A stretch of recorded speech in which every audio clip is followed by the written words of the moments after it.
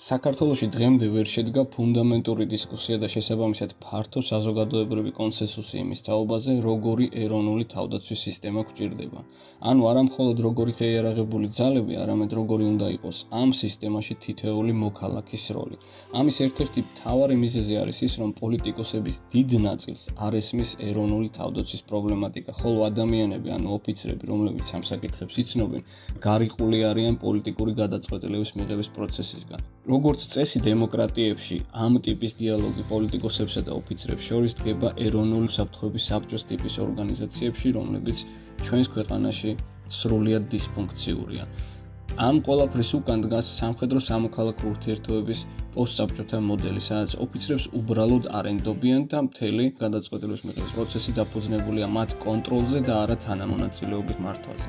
გრძელვადიანი ხედვის არარსებობა იმავდროულად განაპირობებს პრიორიტეტების სწრაფად ცვლას და პრიორიტეტების სწრაფად ცვლის შედეგად ვიღებთ ვითარებას, როდესაც პრაქტიკულად ვერც ერთი რეფორმა ბოლომდე ვერ სრულდება. ამიტომ საკვანძო ამოცანად მიგვაჩნია 26 ოქტომბერს გამარჯვებულმა პოლიტიკურმა ძალებმა შექმნან საპარლამენტო კომისია და შეთანხმდნენ ქვეყნის ეროვნული თავდაცვის გრძელვადიანი განვითარების გეგმაზე და გამოსცენ მითითებების დოკუმენტი ეროვნული უსაფრთხოების საბჭოსა და თავდაცვის სამინისტროსთვის, რომლებიც აი ამ მითითებებს შემდეგ უკვე ეროვნული და უწყებრივი დონის კონცეპტუალურ დოკუმენტებში ჩაშლიან.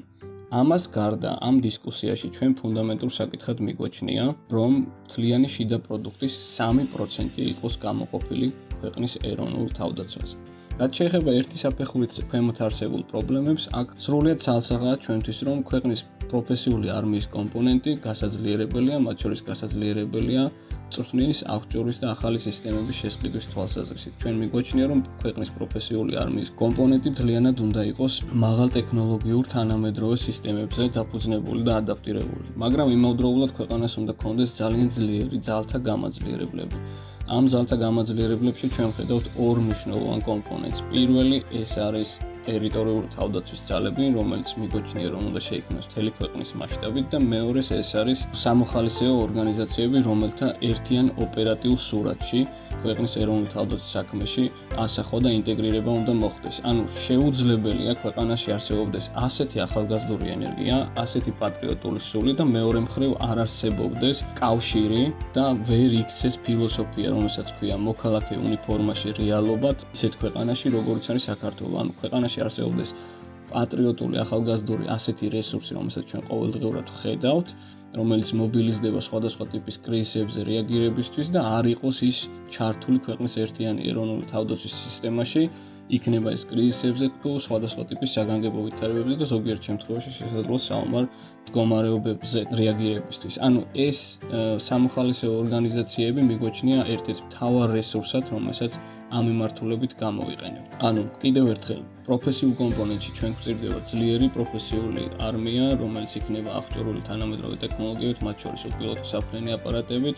მეორე, ჩვენ გვჭირდება ძლიერი ძალთა გამაძლიერებლები, იქნება ეს რეზერვი თუ მოხალისეები და რაც მთავარია სისტემა. თავდაცვის სისტემაში შესაძლებელია და ჩამოსაყალიბებელია ეროვნული თავდაცვის სათყოფნის პროცესები და პროცედურები. სამოქალაქო თავდაცვა, ქვეყნის მედეგობა, გადაწყვეტილების მიღების მექანიზმები. შეუძლებელია ქვეყანამ, ჩვენი ტიპის ქვეყანამ, რომელიც აქვს მცირე სახელმწიფო, ქვეყნის ეროვნული თავდაცვა მიანდოს მხოლოდ შეიარაღებულ ძალებს.